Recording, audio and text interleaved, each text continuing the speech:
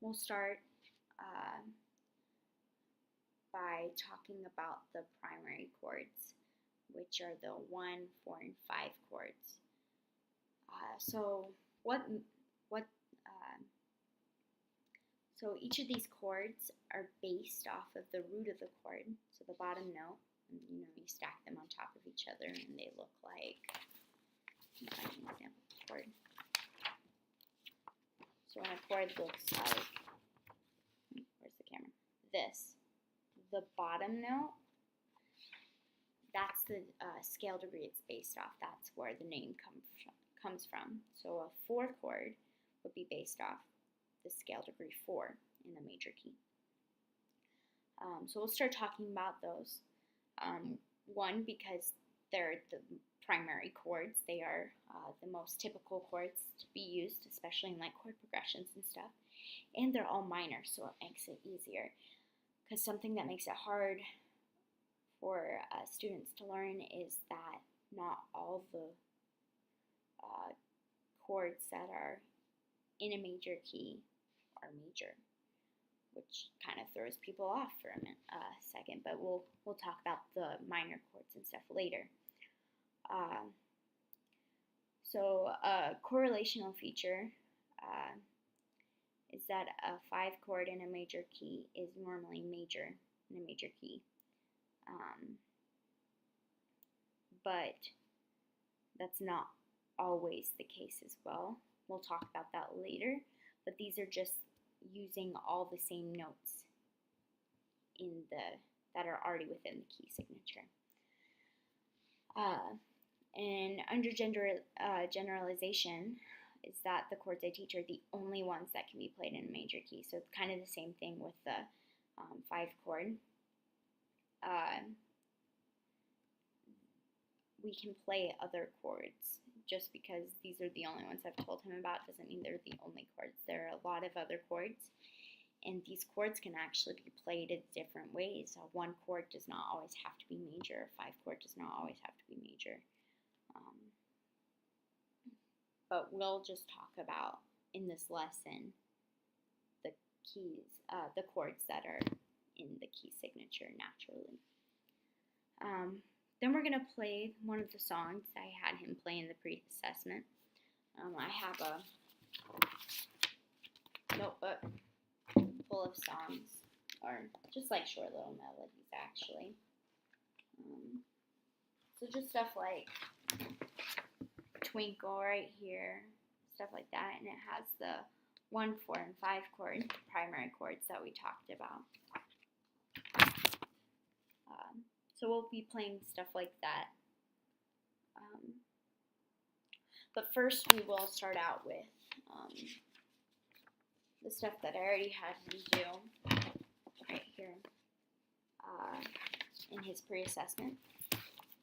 Because I hope this will help with his self-esteem and self-efficacy, because he already knows how to play that melody. But everything else he hasn't known how to do, and I think that that's going to be discouraging. And this will help a little bit. I'm going to have him play Lavender Blue, which is just a little melody, but I'm going to have the chords written out before I show him the Roman numerals that go along with it. So that will help because he knows how to play those. He just doesn't know how to use Roman numerals just to play. If we have time, we'll also play a hymn melody, just like a simple soprano line. Yeah, we'll come up with our own chords to accompany it. This is constructivism because it will help him to play in church. So it actually has a goal that he can do. At the end of the lesson, I'm going to ask him what he will do in church if there's nobody there to play a hymn, or if they ask him to be like the pianist for Young Men's or something. This will help me to understand what stage he is on in Kohlberg's stage motor development. Lastly, we're going to talk about inversions and how the chords that I had him play without any Roman numeral or anything attached, just the notes, how they are an inversion. And we'll talk about why we use inversions. I'm going to ask him what chords he thinks he played in Lavater's Blue. This is called discovery learning because he's going to be discovering it for himself. It's very little scaffolding. I will then take away the chords and ask him to play the chords.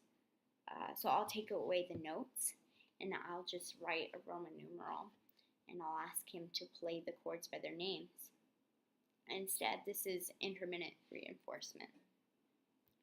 So in this book I have right here, I also have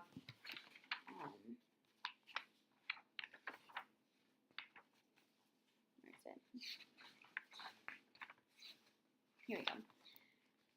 I have this little sheet right here that talks about why we use inversions, and especially on the piano, it makes it a lot easier for you to play it.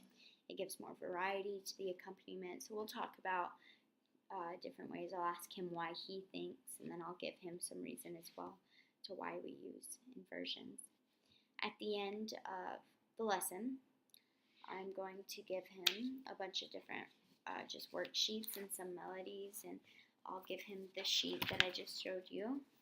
I'll give him like the sheet music to Lavender's Blue, just with the Roman numerals. That way he has some,